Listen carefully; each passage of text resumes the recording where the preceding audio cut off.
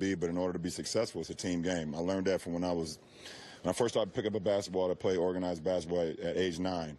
So you get all the doubters and people who've never stepped in the arena, who's never played basketball, who's never put on a tank top and shorts, who's never played anything organized, always want to try to kill my teammates. And it's unfair to them, but I'm always stay true to the game of basketball because the game of basketball always stayed true to me. And that's why we're going to another finals, because my teammates played the hell of the game. Yeah.